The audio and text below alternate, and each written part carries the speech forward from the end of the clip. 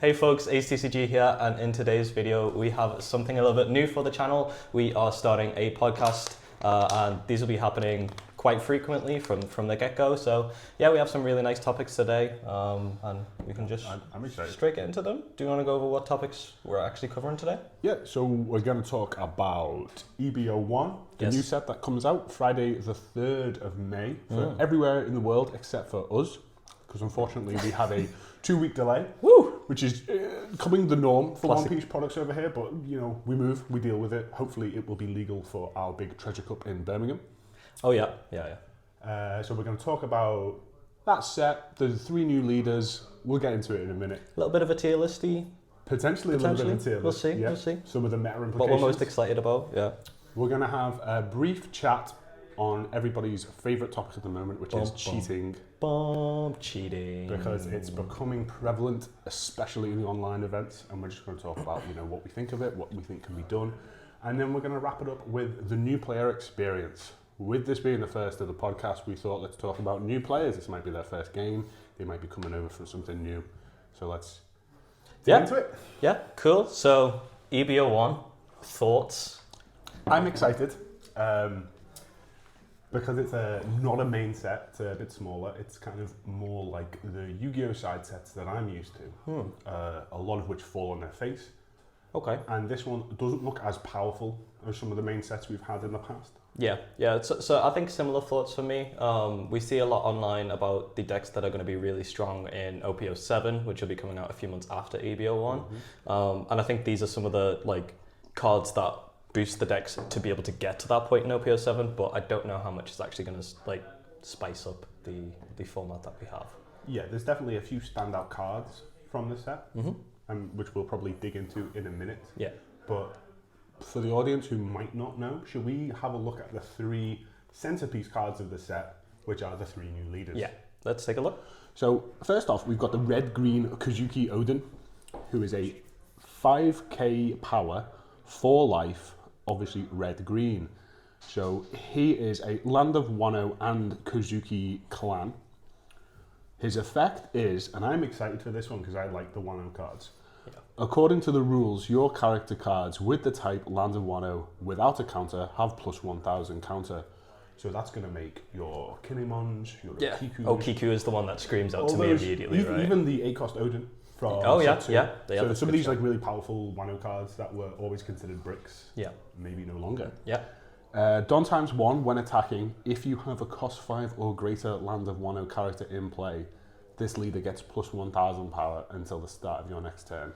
Yep. So red is getting another 6k leader. Another 6k leader. So, but I think the 6k is what kind of reminds me of the starter deck Yamato. Yes. Where it has the requirement of doing something to get it. So I don't think it's as impactful as Whitebeard was when it first came out, because you have to, especially with it being a Don X1 ability, sometimes you're just not going to be able to do that.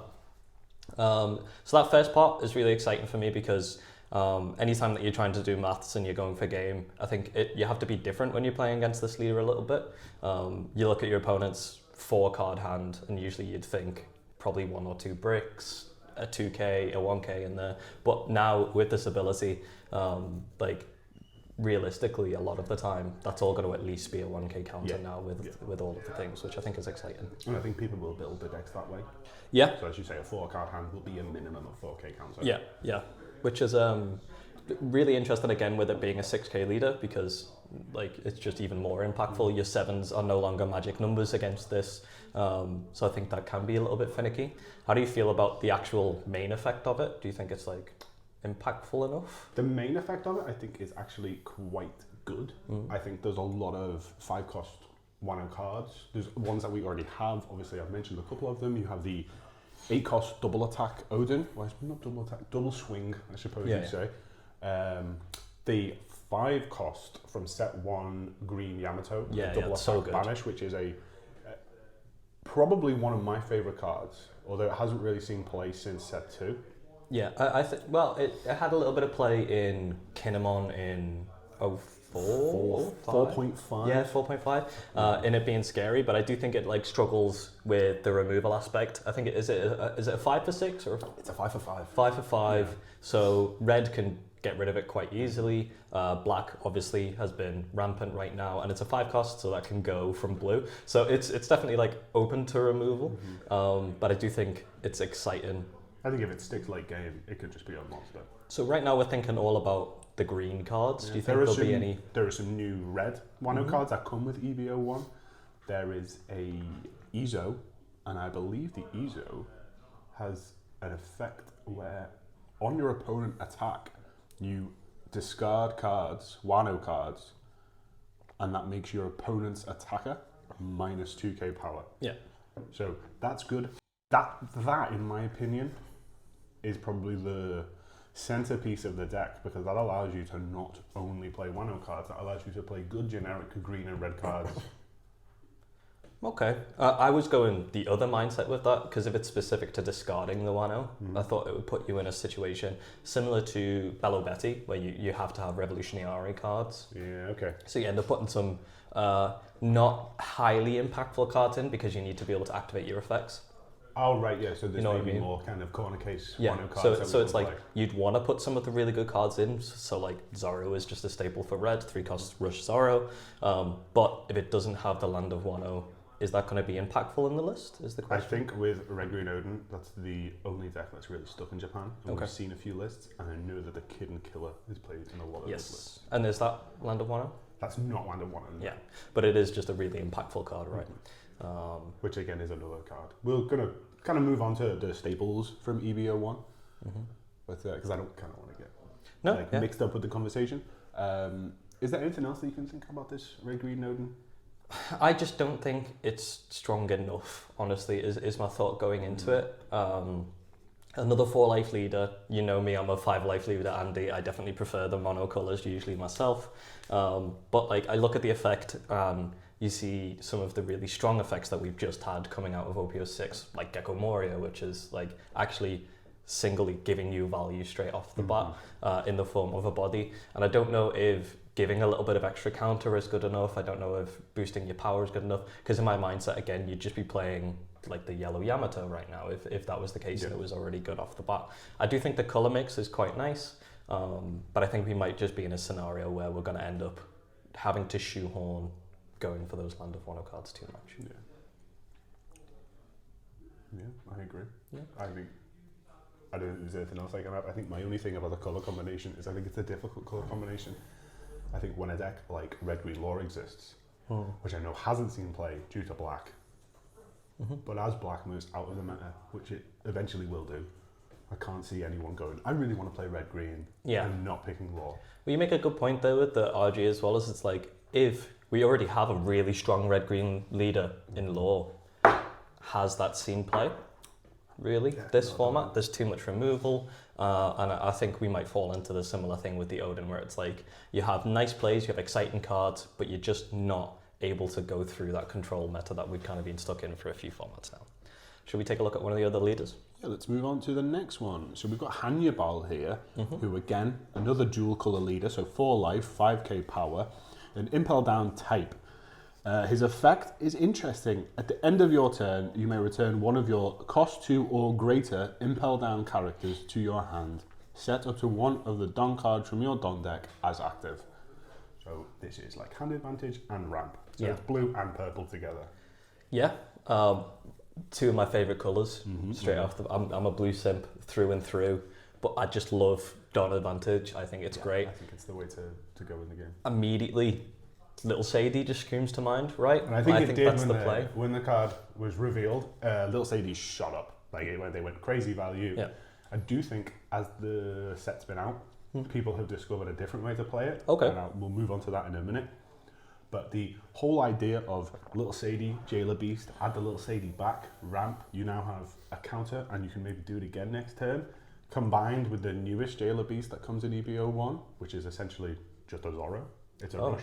Oh yeah. So if you're playing that off a Little Sadie, it's a 5k rush, which if they clear it, which they kind of have to clear it, because it's just a body, a threat every turn, you get a Don back. Yeah, all of the Jailer Beast Jailer Beasts do that right. Yeah.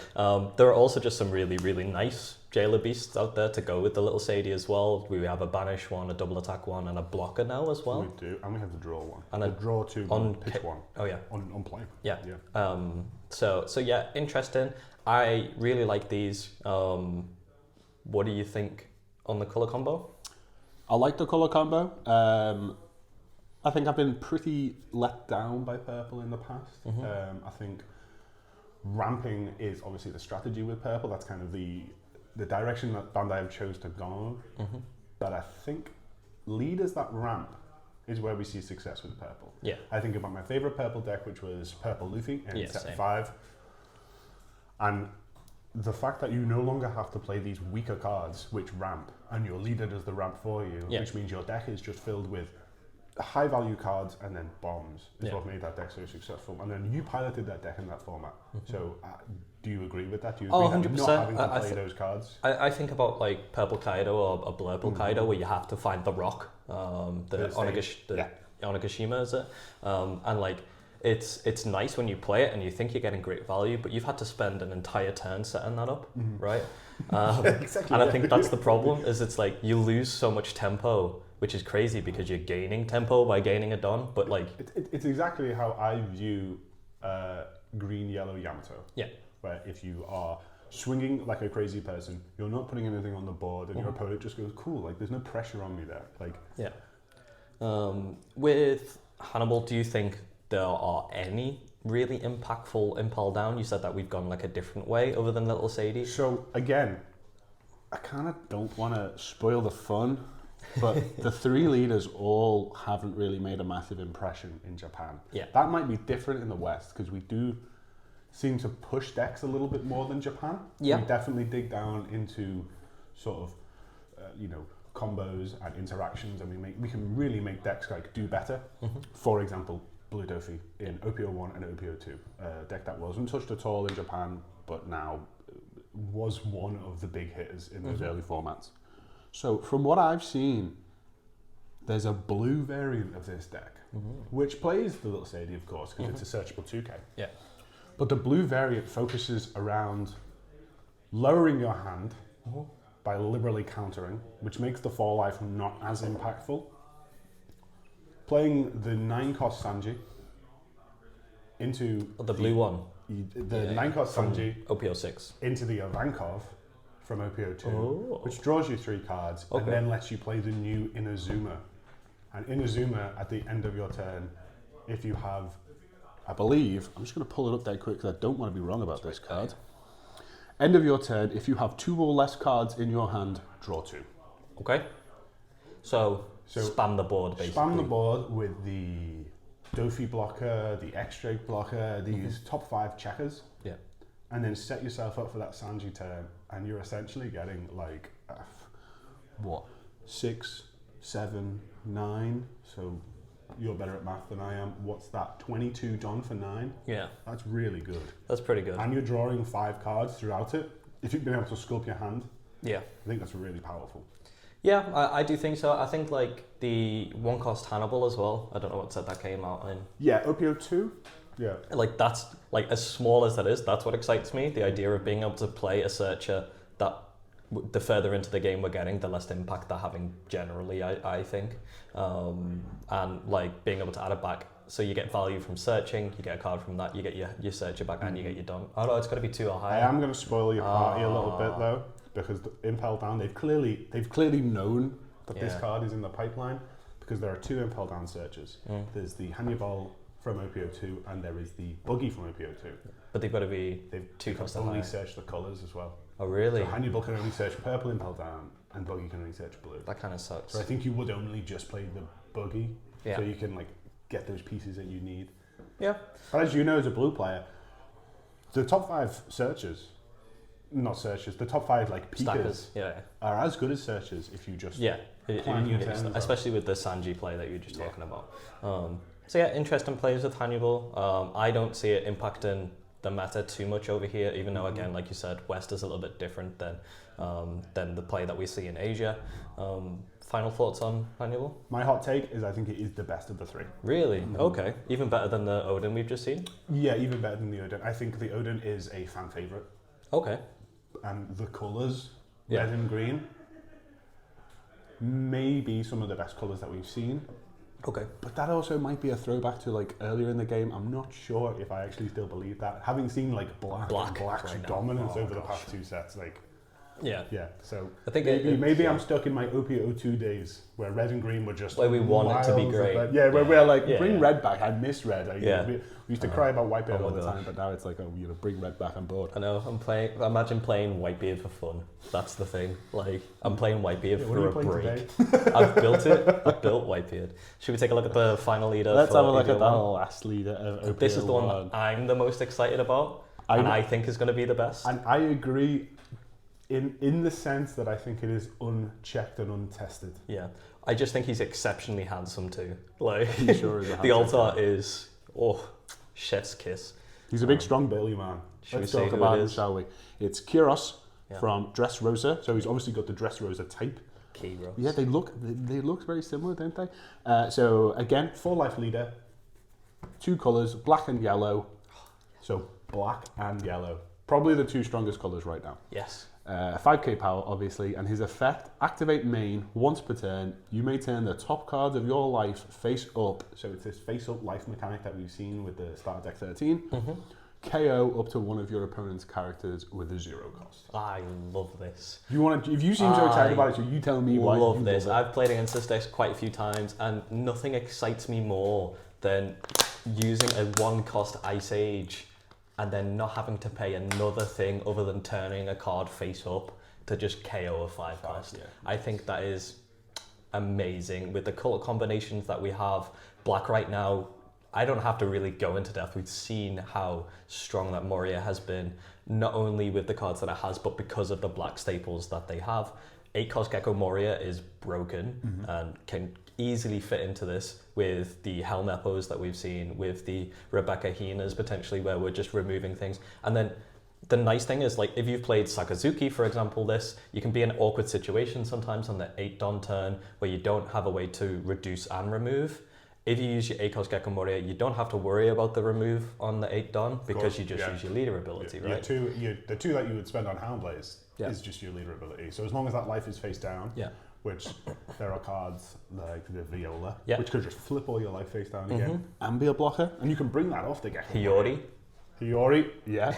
a great card. And it's like all of these things, and then also on top of that, if you want to spice it up a little bit, you can run your triggers where you're getting your Hiyori going in to get a trigger off the thing. So if your opponent doesn't attack it, you can use your leader ability, and if your opponent does attack it, you get a trigger. So it's like, there's some really nice things, and I think you said at the start the best thing, which is like, I just don't feel like this has been investigated enough. I don't think it's going to come out and it's going to be the best leader in the game, but it's definitely one that excites me. It gives me the same feelings that the yellow-black Big Mom gives me. Which viewers of the channel will know you're excited about. I've always been excited about. Always. We've worked on lists for that, but they've never really come together. Yeah. It's the color combination. We're always shoehorned into, you have to drop 10. Well, you have to play 10. You have to play 10. Yeah, but this is like, no, we're gonna play these incredible black cards.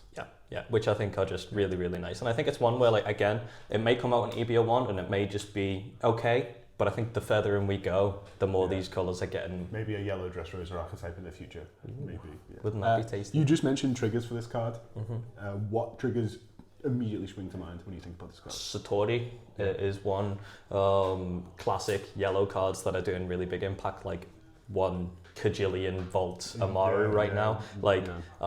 Not only, which is really interesting with these events that allow you to gain a life when you damage them, because you're putting that card face down, you'll also be activating your leader effect again. So if your opponent plays a blocker that can be KO'd, like a Rebecca, they effectively just gave you not only a way to survive through the game, but a way to deal with their board if you're going for game yourself, which I think is really exciting. There are not bodies that overly scream out at me, honestly. Like, Cracker is always one that is really strong, right? Another one that could be interesting could be like Smoothie, because you could self-damage with Smoothie to get rid of the top life. Yeah. So then you could activate your leader effect again to be able to go off. But these are all, again, just spitballing. Interested you've not mentioned Okiku. Is that just because she's obvious, or is that because you actually don't think it works in it? I just don't think, like, we're going into an awkward meta where, like, it's a really good card, but I think it's a really good card in specific decks. Yeah. And I think to be able to run Okiku, you have to have the either exceptional aggression that we've seen in, like, the yellow-green Yamato, where getting a 4/6 from life is really impactful. Or even like Katakuri, when you're swinging 7 in return. Yeah. But also the healing element that Katakuri has. You don't really mind if you don't have that much counter in hand. And again, this is what I always worry about with 4-life leaders, is running these brick cards and just being stuck with a handful of them and not a way to get out of it. Especially with the color combination, because black has a lot of no counter cards and so does yellow. True. And the difficulty is they're all good. The Moria, the Hina. Yeah. So I do think that's something that it could struggle with, which is low counter, because you're running all of these cards that are comboing with your leader, but at the end of the day, you could get Unga Bunga. You don't have the rotation that Sakazuki leader has that runs all of the similar bricks that we would want to run with Kiros, but you don't have a way to get rid of them and draw and try and dig for counter. Just before we move away from that, would you be wanting this similar to how we have imagined Black Yellow Big Mom in the past? Is this more of a starve strategy? I honestly don't know. And I think the difference is that, like, you could starve a lot easier with the Big Mom because of the leader ability to heal. So, like, it kind of goes into that where, like, you're getting the value every turn. You can afford to just take all of your life because you're going to heal. I don't think you can do that with this. I think you're on a bit of a clock because you've got 4 life, because you know you've got so many bricks in your hand, where you have to be a little bit more aggressive with it. I think where it comes from, the starve element, is that you're going to take a lot less damage, similar to, again, how Moria and Sakazuki do, because you're removing your opponent's threats. So a lot of the time you're just going to be taking either your opponent's leader or one additional character, but other than that, you're going to be doing a lot of removal, which is tasty. Fab, yeah. Good chat about those cards, I think. I think we got everything that we wanted to say about them. Before we move on, what do you think about the art on the old arts? I think it's similar to the 03? 04. I am on the fence. I like them. I do genuinely like, you know me, I'm an alt art Andy as well. I'm an absolute thought for wasting my money on the same card with a slightly different art, right? But I prefer the OG arts. I like the manga style, the manga the style panel art, style, where, like, we're seeing like the Anels, the Zara, all of the OG ones, like Blue Dofi Leader. I just managed to pick my own one up. Like, that person who I got it off could have said to me, "Give me your house," and I would have happily just signed it away, right? With these, I don't think I'm going to jump at them for the same level of things. I really like the Kiros. I think they put a lot into that, and I like that a lot of these arts are like the backup for them, with the Hannibal having all of the impel down in the background. Again, the Kiros having Rebecca and the other one, the BV. So they're all the same. They're all the same person, you know. But yeah, I don't know. I do think it can be a little bit lackluster. It doesn't scream at me. It doesn't pop as much as some of the other. I think there's a bit too much going on with all the color saturation. That being said, I do think there's some of the best alt art characters in the set. Yep. Like, here's the Kid and Killer here that you can see. Pull this up. And it is stunning. Like, I am excited to get 4 of these. I love the characters because of the borderless alt effect. I think that's something that always draws these into me. It reminds me a lot of the championship cards that we got for the European thing. But, like, if you look at those, where you look at the Bonnies or you look at the Surus, they just look amazing. And I think it's very similar for this, where it's like minimalistic with the text box. It gets it removed. It looks so clean. And yes, Bandai, you can take my money as always. So on that character note, let's move on to some of the characters that we're excited for in this set. Yeah. Or events, because there's a couple of events I'm excited for. Yeah. I'll start with the obvious Kid and Killer. Right. I think Red needed a little bit of a boost. I do think this card is going to be rampant in the RP lore. It's about to become one of the best decks in the format for the next few formats. Maybe even the best, yeah. I do think it becomes the best, honestly. Again, I'm more of a control Andy, so I'm looking forward to Bonnie from that. But I do think RP lore in EB01 becomes quite decent. I think it gets even more in 07. But like the Kitten Killer, there's another great card that comes out. It's Mr. 1. Oh, Mr. 2. Mr. Bon 2. Clay, everyone's favourite One Piece character. I don't know the numbers. Yeah, it doesn't matter. Bentham, the boy. Yeah, the Bon-chan. handsome man. He's incredible in RP lore. Broken. Yeah. Their card, just in general, I think the card is sensational. Like we were saying before about like how the ramp on a character can feel meh, because oftentimes you play them out and that's all they do. This being able to also have an extremely strong offensive ability is just really, really, really nice. Yeah, because I touched on that with the purple conversation. Yeah. Is this card feels like one of those weaker cards that you play to ramp, but then if it survives till the next turn, you can just go, nice 10 cost Big Mom that you've got there. I'm going to swing with my 1k. Oh, sorry, I meant to say it's a 12k, so you take a damage for me. You're in danger. Yeah. And I do think it's susceptible a little bit to removal, but what I really like is it reminds me of the 4-cost Kuzans, in that it's like you need to remove it, otherwise you're going to get this huge whack in your head, and it's so much pressure, right? Any other cards that you're excited about? Laboon. He's jumping in. Yeah, I mean, everybody is excited about Laboon. Of course, everyone's favourite One Piece animal, the fucking whale. Just cute. He's gorgeous. He's handsome. The alt art is fantastic. I mean, we'll look at this alt art. I don't know if you're going to pull it up and everything. Yeah. But wow, this card is just so feel good. Yeah. Because you can imagine a day when they're reunited and it just makes you... Yeah. As a One Piece fan, it makes you feel... I was going to say, this art reminds me of One Piece, which is mad to say because it's the One Piece card game. But I look at this and it reminds me of sitting down in my gym jams crying at One Piece. You know what I mean? Like, that's what it genuinely reminds me of. And I actually thought this was a promo when it first got announced. I thought this was coming in one of the special editions. That's how much I like the alt art. Yeah. Am I going to be happy pulling it is the question. I think so. I think really? Actually we might wander into a conversation about the market, which I don't know is what this podcast or even this episode is going to be about. But I think this Laboon card will carry a high premium. That's exciting. I think regardless of its playability, I think just the story and the emotion behind that character, behind both Laboon and Brook, will make this card a pseudo chase. Yeah. We were talking about Mr. 2, and there's an event in this set which I'm very excited for. Yeah, baby. Oh, come away. Oh, come my way. No. Speak to me. What are your thoughts? This card makes every purple deck insane. Yeah. If you have a card, if you're playing a deck that has purple in it, which has any card which says, on KO, do something beneficial for me.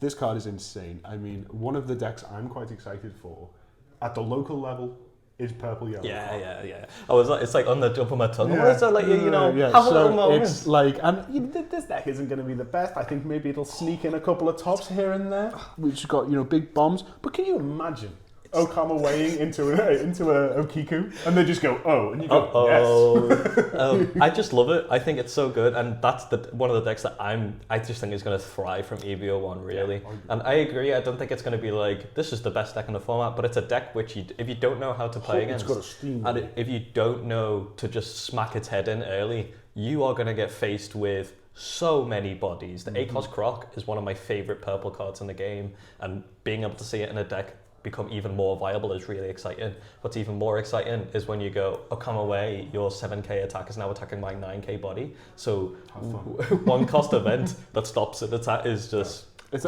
an infinite counter. Yeah. In those kind of situations. And think about black.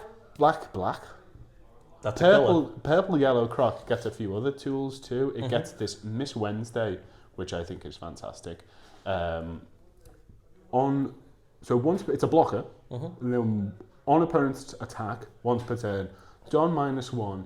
If your leader type includes Baroque Works, add up to 1 Don card from your deck and set it as active. So in a vacuum, that's like, oh cool, you're refreshing a Don. But then if you remember what purple yellow Croc does, it's boss. You're ramping as well. Yeah. And you're turning on 2k counter events. Yes. Out of nowhere. So, with a blocker. I think that's just incredible. Yeah, I think my difficulty is just removal, right? I love the blue Missile Sunday. you know, the 3-for-1 that allows you to add an event from your trash. I think that is an amazing card. I used to be a Blue Croc Andy. I think it's sensational. I, however, also think it gets removed by 90% of the decks in the format. And I think this is like one of the lines where we might struggle, which is where you play this 3-4 and then effectively you just gave away a 1k counter because it gets removed so easily. But I do think the ability is exciting. If it sticks, you're just getting super nice value, really. There's a card that I'm really excited about. Come on, talk to me. Edward Weevil. Edward Weevil. What a handsome young man he is. He reminds me of me. He's just... Blue Dofi. Oh, I just talked about how excited the leader makes me in general, and we're finally actually getting more support for it. I have already looked into the Blue Dofi in EB01, and I think it gets stronger in the OP07 by so much, because we get so much more 7 Warlords of the Sea support in OP07. But in EB01, we get this lovely Edward Weevil, who just allows you to get some nice draw advantage, which is a super simple effect. Super simple. Draw a card. Which seems trash because it has no counter, but realistically, like, not only are you getting a character for free, you're getting a card for free as well. It's coming off the top of your deck. And this is another card here actually as well, Mr. 1, Daz Bones. I think it's a card that's been overlooked. I think it's been overlooked too. I think it's a queen effect for blue, without blocker, for a 5/6 body. Queen? How good is queen? I think people have shoehorned this into the blue crocodile decks. Yeah. The blue croc and the purple blue croc. Yeah. And they go, oh, it's a really good card, but those decks aren't brilliant. But as you say, it's just great really value. a blue staple. Yeah. It's a queen effect. I think I've been throwing this in the Blue Dofi, and a lot of the times you'll use your leader effect turn 2, but then turn 3, you're kind of in an awkward situation where, like, if they've removed the character, you just have 5 done. Where, like, you can go 8 with leader and then play the guy or whatever, you know. But they'll take that anyway. But they'll just take it. With that and that's the problem, right? Is, like, they just don't care. But if you get to play this down, you just get to filter your hand a little bit. You get even more card advantage, like we were with the Edward Weevil, which I think is just super nice. And this, to me, is the card draw that blue has been missing. When I think of blue in card games, I think of card draw and removal and control. Yeah. And I think we've been missing the card draw a little bit so far into the game. And I think this is a good sign that we're going to see more. We've already touched on Inazuma. Yeah. But that's another blue card, that's another draw Another card. draw, yeah. Situational, obviously, but it's still really good. There's a couple of these green cards here, which I think might bring a deck back from the verge of death, which is the green Uta deck. Yes. So, first of all, let's leave the exciting one till second. So you've got the Blue No, which is just a 2-cost blocker.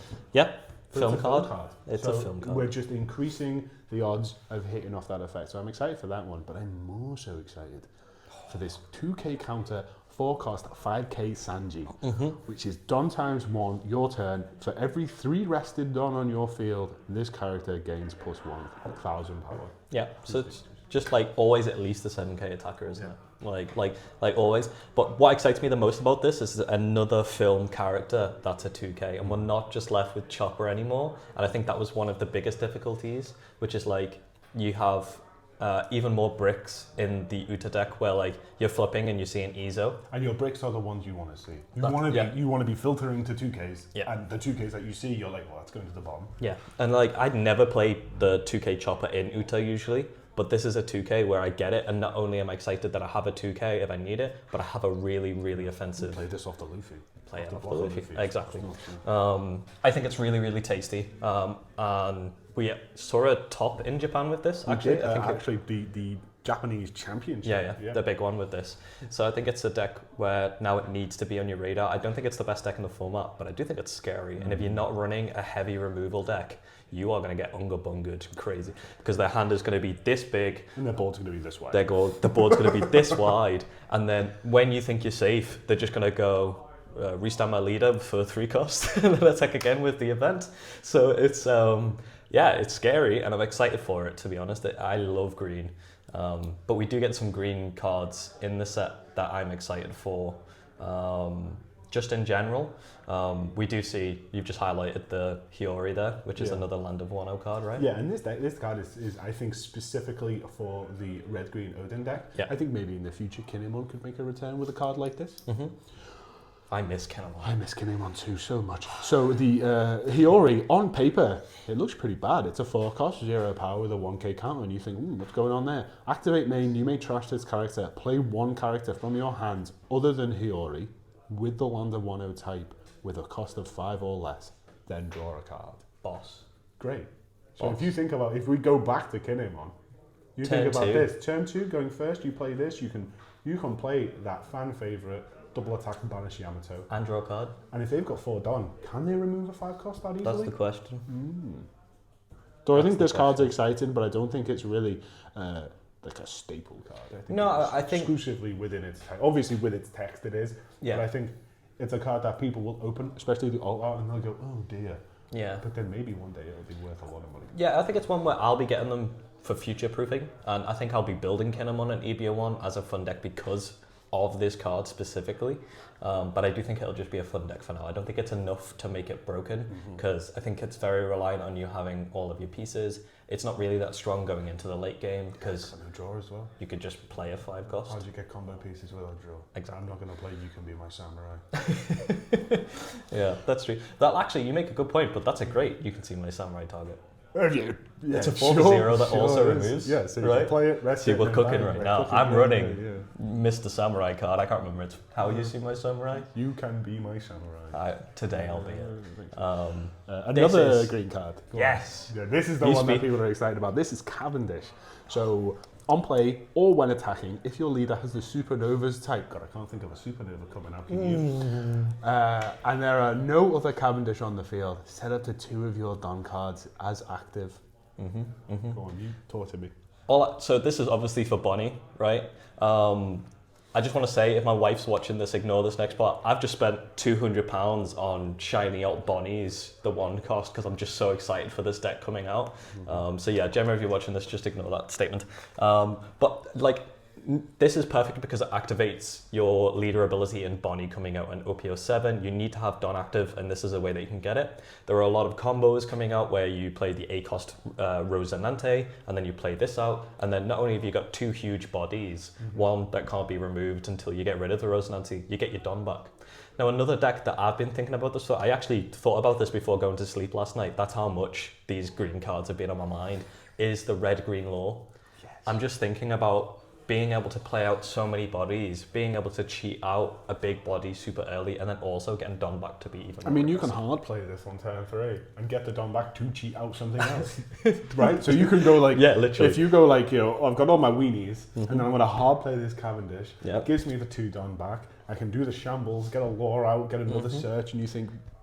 And it's a supernova, so you can use the restand lore on it. Yes, you can add it. It Obviously, searches for you with can Bonnie. add it off the Bonnie, but that restand law, I didn't even think about that. Yeah.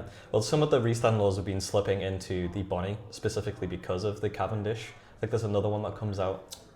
Is it a Hawkins? Well, that's a 6 cost. Hawkins? Oh, I can't think of it. You can't restore, and then there's another 5 cost. I think it might be another Bonnie. Yes, it's the Bonnie character. But she's supernova as well, I believe. So, yeah, that's super exciting. So, yeah, that's EB01. I'm super excited about it. Oh, should we finish on what everyone wants to see in the Tony Chopper? Everybody wants to see this Tony Chopper. You want to pull this manga rare. I don't know if I love this effect. Yeah. Don times 2 when attacking, give up to one of your opponent's characters -3 power during the turn. I think it's okay. I think it's fine. I will say it's my least favorite. But he is an animal. Manga so far. He is an animal. He is cute as well. Animal Zoo is real. It is coming. It is. You all have to watch out. Duck Rush is happening. Duck Rush. Duck Rush is happening. Okay. I'll be sat here with my shotgun waiting for them. But I think it's obviously I'm never going to pull a manga and be like, brother, right? You know, right? But it's not going to have the same effect that like pulling the Zoro from OP06 had. The manga like from OP05. Like, do you know what I mean? Instead, I'm going to pull it and I'd be like, oh, look, I pulled an expensive card. Whoa. Yeah. Instead, if I'd pulled a card that I was actually going to use, I'm like, oh my God. And then I am a guy to play a manga in a deck. You're a binder, Andy, but... Oh no, I would play a manga in a deck, but I'd need 4. You'd need 4, of course you would.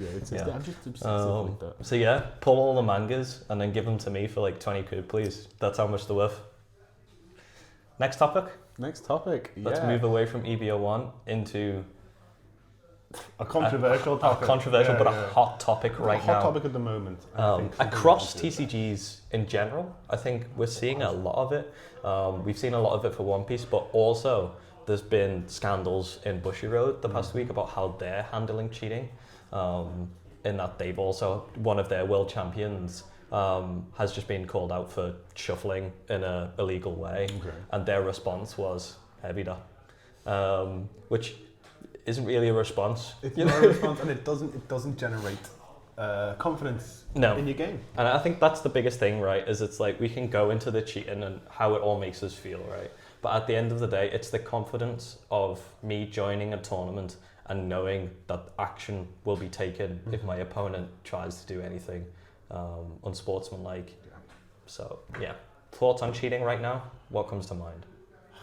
What comes to mind is some of the big, high-profile cases, events, or whatever, however you want to word it, that we've been seeing over the last few weeks. There was the guy putting the card in his mouth and adding it to his hand. I haven't even seen that one. I think that one's a really exciting one.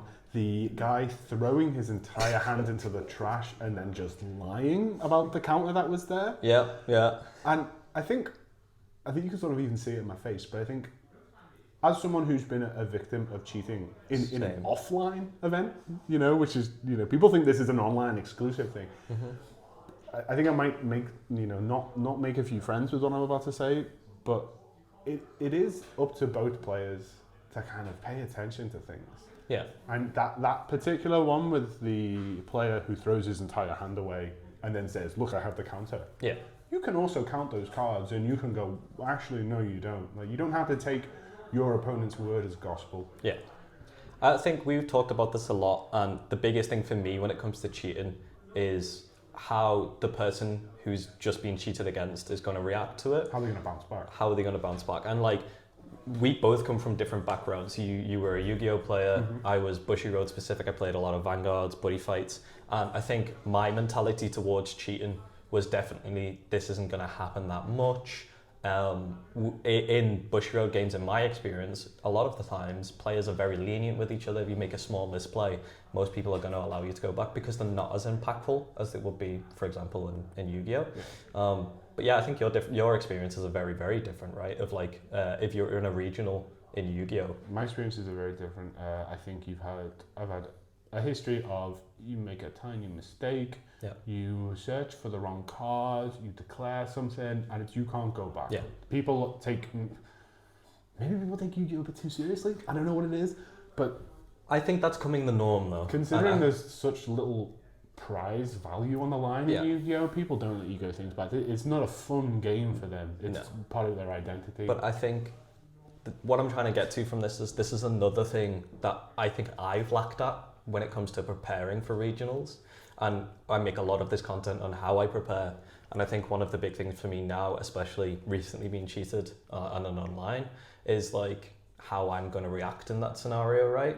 Is it's like something that you can easily not look into and just immediately be like, well, that probably won't happen to me.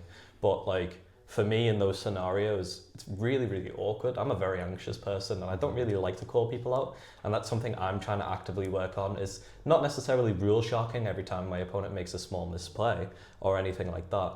But if I see something that I'm uncomfortable with, it's calling it out straight away, calling the judge to the table and getting used to that. This is the reality right now of how TCGs are going. And that's kind of just how the culture of this game is that like, you need to do that because unfortunately we can't trust everyone. Yeah, and I think the reason for that is the prizing.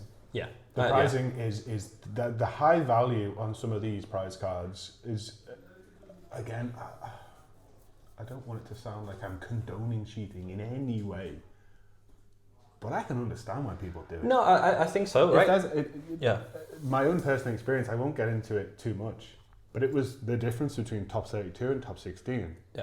And at the time, that was the Purple Law promo, which I believe was somewhere like $3,000. Yeah. You know, I think the biggest thing as well, right, between the cheating is like, at least with online, we can record and catch these people in the moment. But in person, we don't have cameras set up. There's only so much that judges can do. So like, it's even harder to catch it out, and it's difficult. One thing I will say is I'm happy to see how these TOs are reacting to it. I think they're taking a very strong, better than other games. Yeah, at first I think it was a little bit difficult because it's hard to say to someone like you're DQ'd because they have to tick all of their boxes. But now I think we're in a situation where like we have processes in place to be able to look at recording from judges for online events, and it's like this is a lot of time and like man hours going into this. And it's something that we need to acknowledge, that as much and as frustrating as cheating is, but again, we've both been cheated against and it's extremely frustrating. These judges are going to be like above and beyond, really, right? And one of the cool things as well, to like pivot back to the online regionals, is I know No Heroes have implemented a basic standard and practice for your setup, which I think is fun. I have played in remote duels in Yu-Gi-Oh! Yeah. That's never been the case. No. I've seen people with, laptop screens folded half the way, setups half in the dark, and I just think like, these are just environments that allow cheaters to excel, shall we say. And No Heroes stepping up and saying, this is how it needs to be. If it's not to this standard, which it's not a high standard when it comes to financial. It's not like you don't need a 4K DSLR. It just camera. Needs to be 1080p, right? It needs to be 720, I think. Is it? Okay. 720 and well lit. Yeah. You can do that at the end of the day. Even if that means sitting on your parents' kitchen table. You can buy a webcam from Amazon right now for £15 that hits 720. Exactly. And if you're saving the money on travel, accommodation. Yeah. Being able to do it from home. I do think you touched on one thing that like I will say is what makes it so difficult to catch these cheaters is like how creative it can be, right? Because it can be anything. It could be someone putting someone's wife handing them a card in their mouth and them taking the card when they pretend to sneeze. Someone going, oopsies, drop me into your hand and me trash. Picking that trash up and going, well, you can't remember what was there and you're not recording, so this is the counter. It can be anything between a small minor thing that can have huge ripples, like drawing an extra card, or not discarding from an effect. And like not minusing a don, but like I think it's becoming more and more difficult to catch these, but it's just again coming down to training. One thing I used to do with my friends before prepping for regionals, and this is going to sound really weird, is like we'd have a conversation before we'd start like a practice day where we'd just be playing against each other all the time, and I'd say to him, in about 2 or 3 of these games I'm going to actively cheat, and I'd draw an extra card sometimes. And the amounts and differences between how people react is huge. In one game, I drew an extra like 8 cards against my friend, and he didn't know. So it's like, it's these things because it's like, it's trust in your opponent, maybe because you even know them, but these are things that I'm looking at even on a local level. I don't think it's as proactive. Yeah, and I think that's something as well. It's like you talk about trust, and I don't want to turn One Piece, because coming from Yu-Gi-Oh, which is, we're probably going to offend or upset Yu-Gi-Oh players right now. Can be a nasty environment. Yeah. One Piece is the nicest TCG that I've ever had the pleasure of playing and interacting with. Who knows what the real reason for that is. But I don't want One Piece, the card game, to become an environment of like mistrust. I want people to be able to trust their opponent, to meet someone at an event and become friends with them. And whoever wins, whoever loses. It was a really good game. I definitely think that's why I struggle a little bit more, because I, as grumpy as I can look sometimes, I kind of have that personality. I am a very trusting person. I'll go into things and I'm like, most One Piece players that you'll play are just happy to be playing, right? A lot of the players that we have are people with families who are like, we have someone in locals, for example, who hardly gets to get away from his family because he's so busy all of the time. And him coming to play once a week is huge for him, huge for his mental health, really nice from a socializing standpoint. And in my mind, that is our player base. But in the reality, like you said, and I do think it's definitely because of the prizing, like, there are going to be people who'll abuse that. And of course, obviously, please don't change this isn't going to be going to the highest level. I don't want them to change the pricing. And we can briefly talk about this because I know that in the future the plans are to change the entry pricing to booster packs, which I can understand. I hate it. I don't like it. No, I hate it. I can see why they're doing it. It allows them to push out more events because they don't need to print these exclusive cards. But it's, for me, right? But it takes away that draw. Because you can be the worst player in the room and you can say, I'm not going to win. I'm not going to do very well at this regional. But I'm going to go because I need to practice in this level. Yeah, but not only that, but I'm going to get my money back from Yeah. these unique cards. That's that. And they're charging, right, so again, I come from Bushy Road where going to a regional is free. There is no entry cost. You come from Yu-Gi-Oh! And they usually charge, right? Well, yeah, I come from the Yu-Gi-Oh! World, which is you pay for your entry and you get some booster packs. Yeah. And that is it. But the amount of times where you get your booster packs, you open nothing, and then you lose your first 2 rounds and you think, I'm going to go home. Yeah, I'm going to go home and cry. But for Bushy Road, it's free entry, and you get a playmat sometimes, or you get a cool little promo, and then when you win, you don't get that much, but sometimes you get like a trip to wherever. Do you know, like small things, nice. But with One Piece, we're paying £35, which is what, like $43 or something like that, right? Yeah. Like €40. And like, realistically, for the most people, that's a lot of money to spend on a thing, including your travel, including your stay. Like, there's a lot of money going into that. And if you change the pricing away from your entry just being like specific to the regional, like, again, like you said, you lose that value. Like, I remember the recent regionals that we've had, like opening my event packs. I went to Germany, opened my event packs and pulled like 2 alt brand news, which paid for my hotel. Yeah. Like, there's more pull for me to want to travel across the world to play this game when there's more money in it, right? And then I think this also kind of is the same relevancy. This might be just me getting on my high horse now, but I am genuinely upset that they have taken away the top 32 mats. Oh my God. You're telling me. Because it is so difficult to make first and second place, to get a mat just to show I was there and I did it. Yeah. Previously, you can make top 32. You can go an X1, X2 record, and you can make that cut, which is, as people who travel to big events a lot, topping is your goal. Yeah. There is so much variance. Anything can happen. That winning or coming second is just down to how it all plays out on the day. But if you can consistently top 32, people know and you know that you're a good player. Yeah. And having those top 32 mats, it's a way of validating, and I don't think the finalist packs feel the same as the playmats. What's the word that you always use for like people knowing who you are and stuff? Clout. Yeah. No, but in reality, it is clout, right? And like a part of this is you want people to look at you and go, "Damn, he's good." Yeah.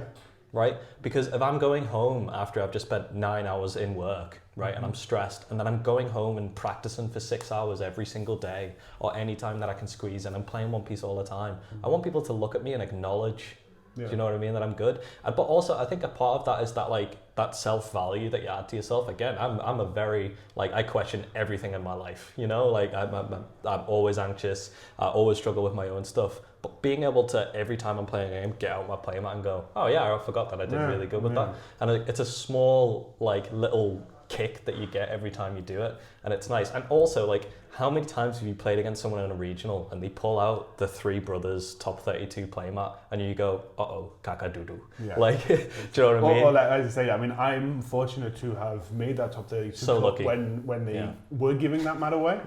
Oh my God. And every time I bring it out, and people go, oh, and I go, yeah. And they go, where did you get it? And you go, I did this. It was at this event. And they ask you questions, and you get that conversation. You start conversations. If you pull out, any other mat, people don't ask you the same questions. No. People don't create those relationships with you. No, and like, not to, scream at my own self or not, but I topped. If you'd have made top 8, you'd have got a much nicer mat. Yeah, I topped in Utrecht. So, I'm like, yeah. And what's crazy to say is I made so much money from the pricing I got and left miserable because I didn't get a playmat that this person had in a more bigger, huge tournament, the biggest tournament we've had in Europe yet, and I'm still sat in the world, right? I think it was bigger than the American. Was it? Oh, there you go. The biggest One Piece tournament. I finally have my biggest top yet, and I'm still sat there with me custom playmat while he's playing on a Three Brothers one that he got in Salford or something. Like it was Liverpool. It was on home ground. I couldn't. Yeah, it was Liverpool. No, it was good. No, it was the day made for me. To be fair, I am just. After losing I'm ripping you. You know that. I think you did really good. You've topped 2 now as well. Yeah. So yeah, we've shown that we can consistently top. But I do agree. I would just I love the playmats. I'd go as far to say that I wouldn't mind the packs for entry if they had top 32 playmats. Yeah, 100%. Yeah. If they removed event packs from the entry participation and gave me another goal to reach top 32. Yeah. I'd be okay with that. And I think that also, again, it's probably a personal issue because I just imagined the idea of every year there was a new playmat. Yeah. And your goal could be to yourself, if I can make top 32 at least once every year, I can have a new, and I can have the Three Brothers playmat. I can have Four Emperors playmat. I can have a Straw Hat Crew. Yeah. You know, there's a scene when they're all standing at Ennis Lobby when they're rescuing Robin, and I'm like, why is that not on a playmat? Yep. So yeah, sort it out, Bandai. So yeah, come on. That's it. So I think we can see why people cheat. I think we all have to work together to sort of stop it, call people out. And I don't mean like bully, I don't mean like, ostracize people. I mean just sort of, I don't even know what the solution is. Be on guard a little bit, but see the best in people. So difficult, right? It is so difficult. It's like, because the message that you have to send is like, love and peace, man, but also war. Where it's like, don't relax too much in case the guy's like trying to steal your family. So yeah, I think it's like with more practice and being a bit stronger and holding yourself a bit stronger and calling people's behaviours out. Because I think that's it. Because I think the people who will call people out are invariably the people that do get further in events, and they do have more tops because, it's nice making friends, but you've already got friends. And at the end of the day, we're spending money on this. So just don't make any more friends. If you've got 10, that's good enough. I think that's a bad take. Yeah, I think as it came out of my mouth, I think you've got two mates. It's a poor, just happy with it's a poor representation of things. But I do feel that like, if you want to top, you have to act like a topping player, and that means to hold, as you say, to hold yourself. If someone tries to go back and make a play, say no, like this is a high caliber event, this is a tier 1 event, whatever you want to say. And, I'm sorry, but you've made that decision. Yeah, I think I talked about a little bit, but for me, it's like one thing I'm looking into a lot more in myself is how to stop myself from tilting after something happens. I don't want to go too much into it. I think that's where your boss, I think you just hunker down and you go next game. And I think I like to think I do that, but I do think that like people's behaviors leave an impact on me. And I think it's one of the worst things that can happen, especially in these tournaments, these long tournaments. Yeah. Like for my cheating thing, like I lost the game after the cheating event because my head was still focused on the last game. And like I was making silly misplays, and if I didn't make those, I'd won that game. And I probably still would have topped and got these really nice prizes that we're talking about. But because I was so frustrated about what had happened, I got tilted, I lost my mind, I wasn't able to focus. And not only did I get punished because of that person's actions, I punished myself because I was so frustrated. And I think it's very, very easy to go into, and it's very easy to say, just ignore it or forget about it. But I think you need to spend time. And I think the only way you can really do it is going to these regionals and being in those tilted moments where you've lost a game, where you feel like you've had it, for working on your emotions, keeping things in check and acknowledging that at the end of the day, we're playing a card game. And as much money is on the line, if you've got a goal, we just need to stick through and hanker through. So that's what's on my mind. You should have your own personal goal, I think, and I don't think anybody else's actions should get in their way. Yeah. And like the final thing that I just want to kind of touch on before we move on to the next big subject is, do you think they should get rid of the online events? No. No. I agree with you. I think we should keep them. I think they're fantastic for the community. It's the money. Yeah. Not everyone can lose £300, £400 to travel across the world. Not only that, not everyone can get the time off work. And I think that's the biggest thing as well, right? It's like, I'm very fortunate that my job is very, very lenient. Me too, yeah. If I needed to book tomorrow off work, they'd be like, okay, give me a handover and we're good. But some people work in very high like level roles where you can't just, you have to give months in advance sometimes. Low level roles where they just there isn't someone to cover you. Yeah, exactly. So it's like, I do think the online events are really, really important, and it gives people opportunities that we wouldn't have without them. Yeah. So I want to see them stay. One question that I do find interesting though is, do you think we should be disqualifying players from future events for cheating instances? I think it's difficult. I think it's difficult to answer this because I think in a perfect world, the answer would be you have to use your real name. Yeah. It has to be connected to your Bandai card game number. And then that real name can never be used again. If you are found to be cheating and you are disqualified, I don't think a permanent disqualification, because, well, a disqualification from the event, of course, but I don't think a permanent banning is correct. Yeah. I believe that people can be rehabilitated. I think maybe people panic and they make a mistake, and maybe they can take the punishment, take the consequences, and go, damn, I missed that game, I missed that community, and I can learn to better myself and change who I am, and I'll come back after however many months. But I do think there should be some sort of consequence or punishment. Yeah. I think in Yu-Gi-Oh! Bans are a lot more common. Bans are a lot more common. But again, they're not for us. I think in Bushiroad games, I've seen 2 people get banned for like 2 years before. But I mean, there's famous stories that Yu-Gi-Oh! Players will know where people have won, done deck profiles, said something slightly questionable, and then been banned. And then got banned for it. Yeah. Yeah, I've seen that. I think that's too much. I think that's the level, and I think that's what people don't take into account as well. Because I think Konami, obviously Bandai is huge too, Hasbro things, you know what I'm saying? But like Konami is also huge, and they've been in it a long time. Bandai is still relatively new to the card game world, honestly. And I think One Piece is their runaway success that they haven't, because I think Digimon was good. Yeah, I think that was a stepping stone. All of these stepping stones. But I think One Piece has come out and they've gone, oh my goodness, this is huge. Yeah. This is more than we could have ever imagined. And having played both of those games, they've definitely improved a lot. But I think with cheating, one of the hardest things that you have to ask when you're in charge of that, of whether I'm going to DQ someone from future events, is, was it intentional? Because they're never going to tell you the truth. Yeah. Right? And I think there's some things where the behavior, you can see it's intentional, like the person adding a card to their mouth into their hand, like the person actively putting their entire hand in the trash. But if someone forgets to pay a cost, or draws a card by accident, because it tips, technically that's cheating. Yeah. But sometimes it's a very high stress environment. So for me, I think it comes on a dependent and case by case thing. And I think that's why it takes so long for judges to make these decisions. As long as we don't get the PGMOL involved. I don't know what that is. Pusillanimity? As an Everton fan, you should know who that is. Let's not get into this.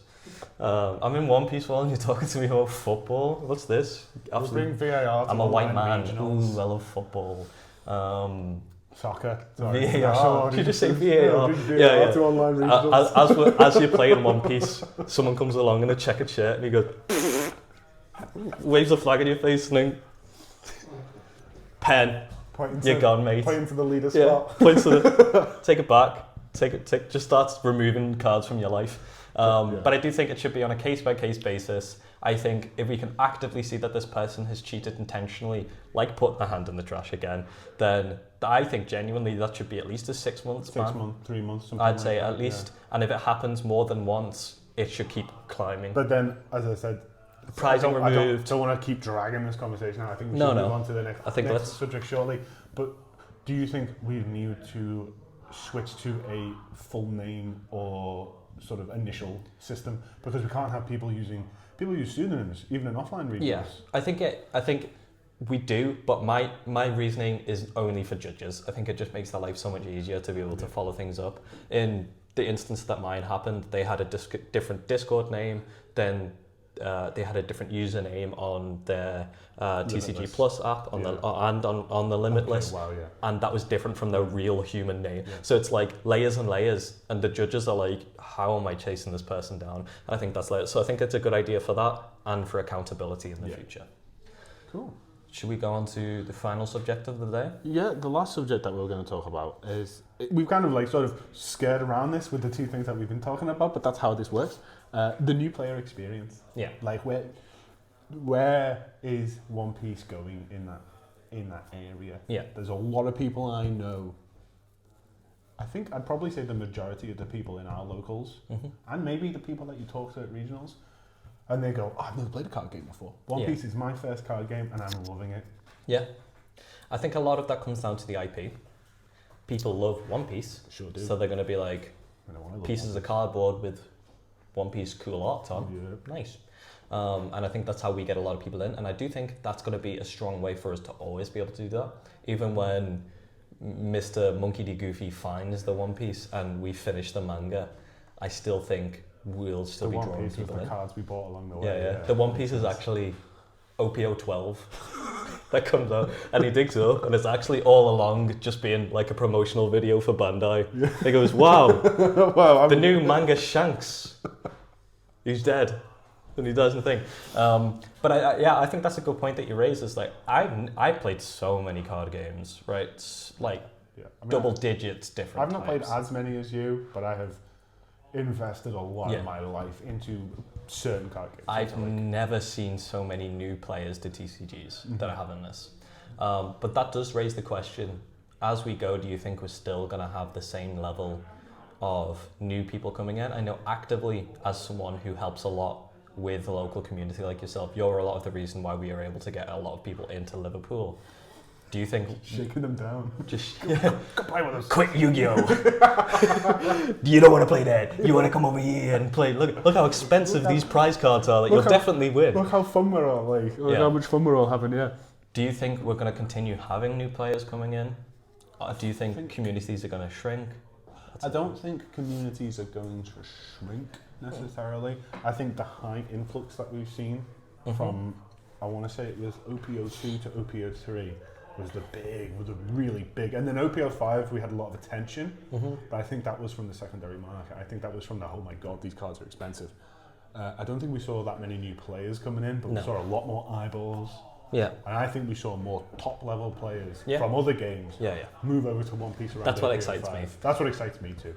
Yeah. I mean, I don't want to sort of like get into the weeds and use examples, but like the Italian Yu-Gi-Oh players who I know no longer play Yu-Gi-Oh because they all play One Piece now. Yeah. And it's like, it's great because it's the money. It's the money, and it's good for us as, because I think we're definitely two people who consider ourselves competitive players. Yeah, and I'm boss me. We want to push ourselves. We want to play like as high as we can, and having these top level players from different games coming to our game is like cool. There's more challenge. There's more opportunity to better ourselves. I think you raise a good point there with the difference between competitive and fun players. Is that like I definitely consider myself a competitive player, and I don't necessarily play One Piece to have fun. I just happen to have fun while playing One Piece, right? Like for me, like I play because I like to get the tops. I play because I like to throw myself into something and study. And I think I start to understand the processes behind the card design and stuff like that. And that's what excites me. And I want to go to these tournaments and I want to top, right? But I do think in this game we have a lot of people that are playing because they like to see their friends every week. Because they really like the decks that they have. And I think that's why when, for example, we go to locals and we see someone, like we have someone who plays King from OP01, right? And that deck is amazing. That's for you, Alex. But realistically, his build is really actually quite tasty. Really good, But in general, from a tier list, it would be in like a D, right? And you're thinking, why am I seeing OP01 King when we're in the 7th set coming out, right? And I think sometimes the top player mentality, you sort of get like, you have the money. Yeah. You have all these nice cards. Why don't you pay for this? And don't you want to do well? Yeah. And then like that particular player plays a top tier deck at an event and does really well. And you think, don't you want to do this all the time? And then you have to realize that, as you say, people just have different expectations of this game, different priorities. And different reasons for playing. And I think one thing that does excite me about the game is I've just come from Digimon as well. And we see even in our locals, don't scowl it, but they have a decent IP, right? It's always struggled a little bit because of the much better Pokemon game in the world of an IP. But for One Piece, like we go to locals now and there are still Digimon players that I have known since day one of Digimon coming out, and like Digimon has had its trials and tribulations, right? It's had its difficulties of like a deck being on top for like 5 formats, and they're still playing. And I think that's because they love the IP, they love the community that I have, and I think that's a really good sign for us. Where I think I don't need to go around it. We have a much stronger IP than Digimon in One Piece. We have loads of different cultures coming in. So I do think there's going to be a lot of preservation, no matter how bad the thing that surprises me about One Piece as a card game is those Digimon players you talk about. They played other card games before. Yeah. And they loved Digimon, and when Digimon came out, they were like, I'm going to stop playing Magic. I'm going to stop playing. We have people in our community, I won't name names, but you know, the newest person who joined us has never played a card game in his life. Yeah. But he loves One Piece. Yeah. And he was like, this looks cool, I want to play this. Bit of research, that deck seems affordable. Let's see if I can get involved and see if I want to do it. I remember when I first started, and I think the first deck I picked up was Zorro at the time when it was rampant. And I had no idea what I was doing. And like, I'm coming from someone who, again, I've got a lot of experience, and I adapt and learn very quickly with card games to learn the minimum things. The first games I had no idea what was going on, but I was like, this is pretty cool. Like, this is pretty nice. And this is a funny little guy on this card, so he's my favorite. I like him. I like Zorro. That's pretty cool. And like, it is just that, isn't it? It's like, I could stay in that mood. Do you think the mechanics of the game do that for people? A little bit. I do think the thing I like about it is the game seems simplistic, but there's actually a lot of depth. Like, so much depth. And I think the entry level to play is very approachable. Can be, yeah. But I think the entry level to be good at the game is really, really high ceiling. I think you have to understand a lot about the game before you get consistent Not tops. the purchasing of the game pieces. You mean just engaging in that top level play? I mean play. I mean understanding what the highest value cards to play at specific times are. I think maths is an absolutely huge thing in this game. If you don't understand the core maths, not only to the game, but to the deck that you're playing against, to the deck you're playing, you can lose out a lot for that. Yeah. So I think there's a lot that goes into it, right? Understanding your matchups. I've never played a card game where I've had to practice so much, I will say, because like a lot of matchups always have different interactions in how you want to play. But I think that's a good thing. It gives me, I'm not bored, right? Well, this is what I remember. The very first like top tier event of One Piece that I went to. It was the first Treasure Cup. Yeah. I think ever. Definitely the first one in Europe. Yeah. And I went. It was a couple of months after the game had launched, and I was testing Red Green Law. And the night before, I went, I'm going to play Green Kid. I'm going to Terrible mistake. Probably was a terrible mistake because Red Green Law went and won the whole thing. But I was like, I just need something more consistent. If I play against green kids, they're just going to like mess my stuff and blah blah blah blah blah blah. And I don't even think I went positive at that event. I think I went 4 or 5. And on the train home with my friend, we played One Piece. Yeah. Yeah, I played in a regional yesterday, and I played 10 rounds. Yeah, and you're here. And I was exhausted by the end of it. And all I was thinking about when I was lying in bed, like, I probably need some Z's. I've got up super early to play in this. I can't wait to play One Piece tomorrow, me. Yeah. Whereas in Yu-Gi-Oh, I know, like, my point of reference, if I did badly at a regional, even if I did badly at a YCS, like, I wouldn't want to play Yu-Gi-Oh for a week. Your deck's getting binned. And it's getting sold. Well, you're going to have to sell it because it's probably getting banned in a week. Well, yeah, exactly. So I think there's that part of it as well. I think that you just touch on something like that, maybe not so much the banning, but the fact that you're going to have to sell your deck because you spent so much money on it. One Piece, if you don't care about alt arts, you can basically, you can buy any deck, any top tier deck, for a fraction of other games. Yeah. And I think that's a big draw for people. I love that you made that because I was going to say the same thing. I think that's the big difference is like, I am renowned in TCGs that I'll play, that I'll buy a top tier deck, learn it, figure it out, get bored of it and sell it. Never done that with One Piece. I think I did it with Zorro because I was kind of just done with the red for a while because we had a red meta for God knows how long. But like, I've played Moria and I've been playing Saka this entire format. I'm keeping on my pieces. I know I'm going to use the Morias in the future. I know I'm going to use all these staples. And although, again, I'm an alt-art Andy, the cards are boss, right? And it's like, I'm no longer necessarily as worried about the money that's tangled up in it. I'm more thinking about future-proofing and keeping my cards and being able to use the past cards. Like we were talking about Dofi, a lot of the deck, when it comes into OPO7, is cards that are from the starter deck. Yeah. Starter deck from OPO1. OPO1. Yeah. Like, from that, there's that run of initial 4, like, this is what the colour does, starter deck. Yeah. So now, we acknowledge that that's good for the people already playing the game, but do you think that's a problem for the people getting into the game? See, I think time will tell on that one. Yeah. At the end of the year, for the West, we have the reprint. Yes. Whatever it's called. I can't remember the name of it off the top of my head. I don't know, but we're getting a reprint set. We're getting a reprint set, and the contents of that reprint set could change everything. So you have, for example, you just mentioned Blue Dofi, and you just mentioned the starter deck. There is the add back to hand Gecko Moria in that starter deck, which I think is probably a staple in Dofi, maybe forever, until it gets like a mechanical replacement. Like Hogback. Yeah.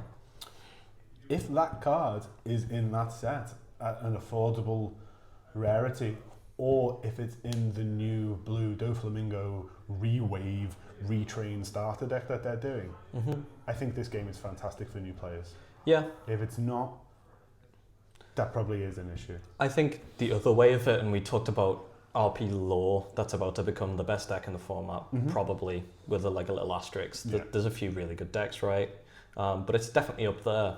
And immediately, like, even for me, I got rid of my my film promo packs, which had the 1-cost Gordons in, which have the 4-cost lore. They're now £10 each. Yeah. The cards. Yeah. So for me to even get into it, I have to spend £80 on promos before I can touch my deck, and they're not the most expensive cards in the deck. And I know, to use that example, we have seen in OP06 the Raise Max, who is a functional reprint of Gordon. Now I know that a lot of RP lore players play either 6 copies or all 8 copies, so that doesn't really help. Yeah. But in the newest tournament pack, which is available at locals, you go to locals and you get a 1 in 4 shot. It's the red toy lore is a reprint, and I believe another card from the film promo that I can't remember off the top of my head. So I do think they are reprinting these cards in an affordable way. Yeah. I think we just need to see a look. It draws a line, right, between getting reprints for which is annoying. Yeah, because you don't want to be like Yu-Gi-Oh, where it's like these cards are worth X amount of money, and I've invested into them, and then they turn around and they go, oh, we're going to put them as a 1 in every pack reprint. Yeah. So now those £100 cards are now worth £5. Yeah, and that's my point. Is like, as a player who already owns these cards, for example, Gecko Moria right now is £15, right? If tomorrow they said we're actually releasing a basic art Gecko Moria in the promo pack, I've just lost a lot of value from my cards. Yeah. And also, I like the fact that like all of the promo packs right now are reprints anyway, right? Of like alt art winners. Essentially, yeah. And I think that's the first pack that we had. Yeah, but like I also I miss a little bit of that. Like I need to go to a tournament to get this promo. So I'm honestly on the fence about it. I think it restricts players' access if you make really good promos for tournament entry for people who can't get access to them. But I also kind of miss it because it gave me a good reason to show up every week. I think it's a fine line, isn't it? Because you think like, I do think if they're doing a good job. If it's a unique card, a mechanically unique card, you want it to, as you say, like you need to go to this event, whether it's just a local tournament or whether it's even like a regional. But you want those cards to sort of be like corner cases, where you think like, oh, he won that game because he had the yellow Zorro. Like, man, like, it's not that I feel like I need to have yellow Zorro, but having it in my arsenal is really cool. It is nice. So I'm going to go to the region, I'm going to try and trade into that card. Because you don't have to actually, it's a trading card game, you don't have to go to these regionals. It's not like an online Hearthstone Magic Arena kind of thing where you have to do it to add to your collection. As long as someone goes to these events, you can get it off them, you can trade it off. Yeah. I think the game, a lot of games do trading really well, but it definitely is in this. Like, I've always said, like, going to a regional, if I do poorly in it, that just becomes a trading fiesta for me. When we went to Utrecht, it was crazy on the Sunday. We sat next to a vendor, we both had our binders out, and we got swarmed, and it was great. And I don't want to make it all about the money, but we made so much value that day. Yes, we got every card we wanted. Because people want the cards, and that's what's exciting. Is like, I do think we said earlier about EB01. This is one of the first sets that's coming out where I've questioned whether I want boxes. And I'm going to buy boxes because I know I'm going to need some of the staples. But this is where I think we can talk about the market in a future episode, so I don't want to go too in depth now. But I think that's where EB01 will do really well. Yeah. Because people don't want to buy boxes. Yes. So the people that do, the people that are going to buy cases and rip it open can go, I need to make money back off this relatively weak set. Yeah. This Laboon's £50. Yeah. But I do think that's where... This alt Kid and Killer, 70. I do think that's where Bandai have done really well, because I remember playing Digimon, and it would be like rolling a dice of whether the set's going to be good or not. And that was really stressful as a player, because like you want to get excited about the stuff coming out, right?